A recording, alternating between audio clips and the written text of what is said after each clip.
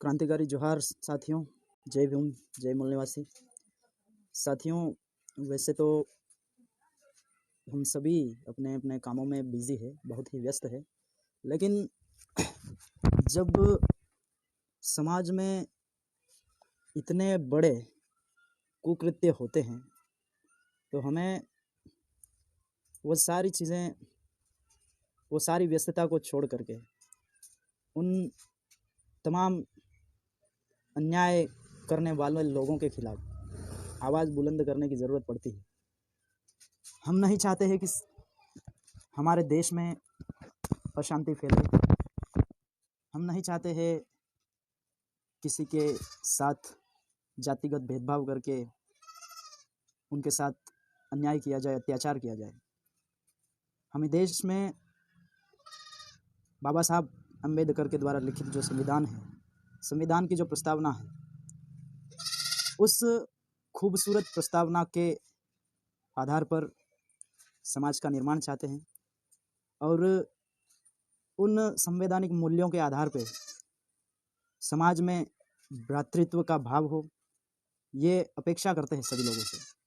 लेकिन कुछ समाज में कुछ ऐसे अपवाद हैं, ऐसे कुकुरमुत्ते हैं जो लगातार इस देश को तोड़ने के लिए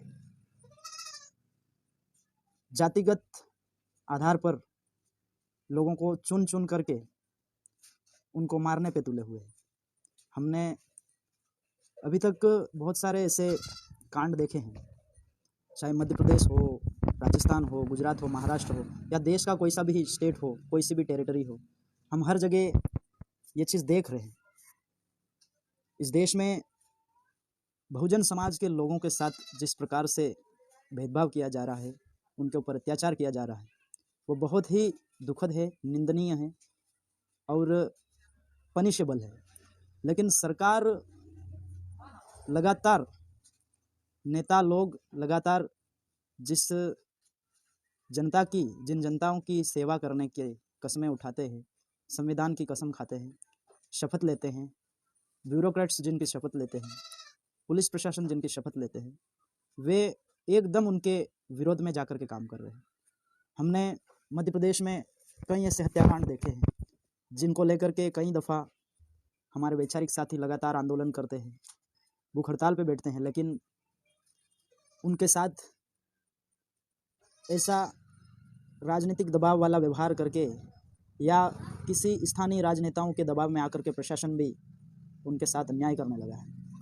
और हम देख रहे हैं लगातार इस प्रकार की घटनाएं होती जा रही है और इनको कुछ लोग जब इनके लिए आंदोलन खड़ा करते हैं या इनके न्याय की बात करते हैं, तब कुछ लोग ऐसे आंदोलन करने वाले लोगों को, उन क्रांतिकारी साथियों को जातिवादी बता देते हैं। लेकिन हम तो यही कहते हैं कि हिंसा या अन्याय किसी भी व्यक्ति के द्वारा की गई हो, वो गलत है और हम उनकी कड़ी निंदा करते हैं। जो आदमी हिंसक है, जो किसी के साथ अन्याय करता है, अत्याचार करता है, उसको हम इंसान नहीं मानते। और हिंसा, अत्याचार करने वाले व्यक्ति मानवता के दायरे में नहीं आता है, वो हिंसक जानवर की श्रेणी में आता है। और यदि जब जानवर अपनी सीमाएं लांघना शुरू कर दे तो हमें उनको कैद करने की ज़रूरत पड़ती है। और यही काम प्रशासन को सौंप रखा है, लेकिन प्रशासन उल्टा उन जानवरों के आकाओं के दबाव में आकर के उन जानवरों को संरक्षण देता है। तो साथियों, हमें अपने सारे काम छोड़ करके जब ऐसे अत्याचार होते हैं उनके खिलाफ बोलने की ज़रूरत है। यदि हम आज नहीं बोलेंगे तो हो सकता है हमारी चुप्पी किसी दिन हमारे खुद के ऊपर होने वाले अत्याचार का कारण बने। तो साथियों, जहाँ पर भी हो, आप बेबाकी से अपनी बात रखिए। देश का संविधान आर्टिकल 19 आपको बोलने की आज़ादी देता है। आप चाहे किसी भी पद पर हो, आप बेबाकी से बोल सकते हैं। सच बोलने के लिए संविधान ने हमें आज़ादी दी है, तो हमें बिना किसी डर के बेबाकी से अपनी आवाज़ को बुलंद करना चाहिए। हम देख रहे हैं कार्तिक भील जो वैचारिक साथी है सिरोही का, उस बंदे ने लगातार बहुजन समाज के लोगों के हित में लगातार आवाज़ उठाई है। और जब आज वो खुद ही शिकार हुआ तो हमें भी हमारा एक कर्तव्य बनता है कि हम सभी मिल करके उस बंदे को तथा उसके मजलूम परिवार को न्याय दिलाएं। अगर हम आज न्याय नहीं दिला पाते हैं तो कल कोई ऐसा वैचारिक साथी हम पे भरोसा नहीं करेगा। और हम इस तरीके से एक एक से जब हमारा भरोसा उठने लगेगा तो हम संगठित नहीं रह पाएंगे। इसलिए हमेशा जो गलत करता हो उसके खिलाफ आवाज़ को उठाइए।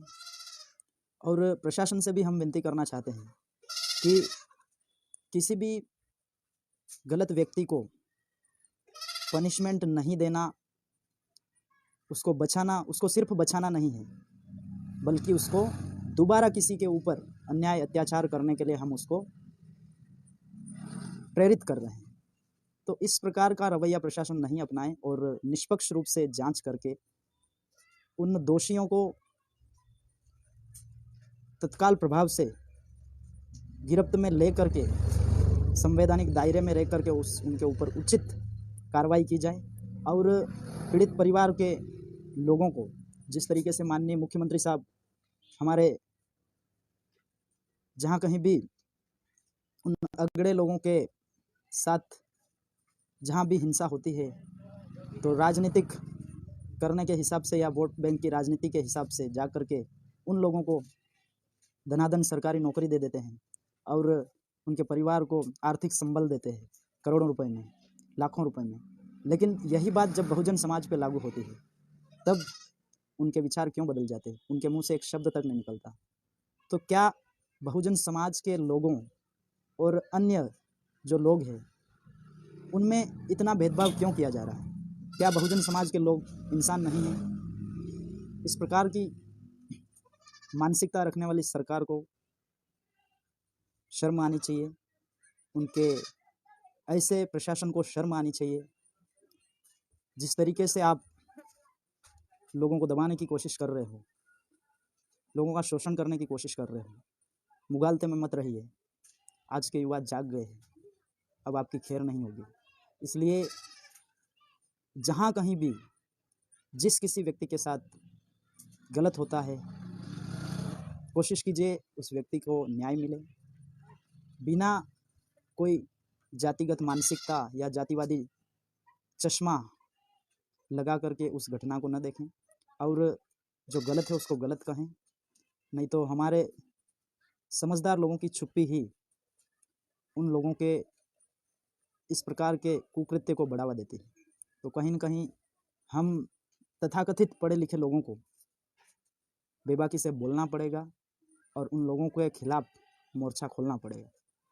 नहीं तो इस तरीके से कितने ही साथी अपने प्राण त्यागते जाएंगे और हम सिर्फ श्रद्धांजलि और मोमबत्ती जला करके उनको 1-2 दिन के लिए याद करते रहें। इसलिए मैं आप तमाम लोगों से निवेदन करता हूँ, इस प्रकार के कुकृत्य की समाज में कोई जगह नहीं है।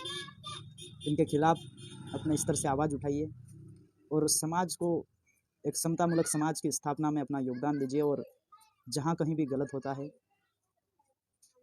समाज को वास्तव में भेदभाव मुक्त समाज बनाने की कोशिश करें। और जो लोग इन चीज़ों में विश्वास करते हैं, जो लोग बड़े बड़े वादे करते हैं, कहते हैं कि भारत जैसे देश में भेदभाव जैसी कोई चीज़ नहीं, लेकिन ये चीज़ आपको महसूस नहीं हो सकती है। ये उन लोगों को ही महसूस हो सकती है जो उस परिवेश से गुजर रहे हैं। कुछ लोग कहते हैं कि हमारे यहाँ एक ही संघर्ष है, पर बहुजन समाज के लोगों के लिए मैं 2 संघर्ष मानता हूँ। एक तो पहला संघर्ष, उनका पहला ही संघर्ष जो है वो जातिवादी संघर्ष। पहले तो उनको उस जातिवाद वाले संघर्ष में उसमें लड़ना पड़ता है, उससे ऊपर उठ करके दूसरी चीज़ें सोचनी पड़ती है। तो इस प्रकार की लड़ाइयों में बिना किसी के मनभेद के आपस में आए और जो गलत करता है उसके खिलाफ आवाज़ उठाएं। और हम भी हमारे स्तर से साथी कार्तिक बिल का उनके न्याय को लेकर के 5 तारीख सोमवार को हमारे विधानसभा में एक शहीद कार्तिक बिल न्याय यात्रा लेकर के हम भी कुशलगढ़ पहुंच रहे हैं और एसडीएम साहब और विधायक महोदयाल को मुख्यमंत्री के नाम ज्ञापन देंगे। और इस रैली में आप वास्तव में बहुजन समाज के हितकारी हैं तो इस न्याय यात्रा में शरीक होइए, अपनी उपस्थिति दीजिए और प्रशासन को अवगत कराइए। इस प्रकार की घटनाएं रोकने का सफल आयोजन करना शुरू करें, नहीं तो आने वाले समय में न प्रशासन रहेगा न लोगों का विश्वास रहेगा, प्रशासन से लोगों का भरोसा उठ जाएगा। इसलिए आप कुशलगढ़ विधानसभा के किसी भी क्षेत्र में निवास करते हैं, किसी भी इलाके में आप रहते हैं, आइए 5 तारीख को और साथी कार्तिक बिल को न्याय दिलाने के लिए, उनके पीड़ित परिवार को न्याय दिलाने के लिए सहयोग कीजिए। और हमारे विधानसभा में बहुत सारी जगह ऐसी है जहाँ पर लोगों के साथ अन्याय हो रहा है, लेकिन बात यह है कि वो चीज़ें सुर्खियों में नहीं आ पाती। ये कार्तिक बिल जो साथी था, ये सामाजिक कार्यकर्ता था, इसके चलते बहुत सारे लोग इनसे जुड़े हुए थे, इसके चलते ये सुर्खियों में आ गए और हमने भी हमारा पूरी कोशिश की, हमने भी।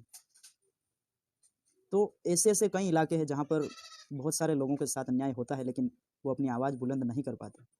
तो साथियों, जहाँ पर भी आपको ऐसा लगता है कि आपके साथ अन्याय हो रहा है, आपके ऊपर अत्याचार किया जा रहा है, तो बिना डरे बेझिझक हमसे कांटेक्ट कीजिए। हमसे नहीं तो और हमारे साथी हैं जो समाज की लड़ाई लड़ते हैं, उनसे संपर्क कीजिए।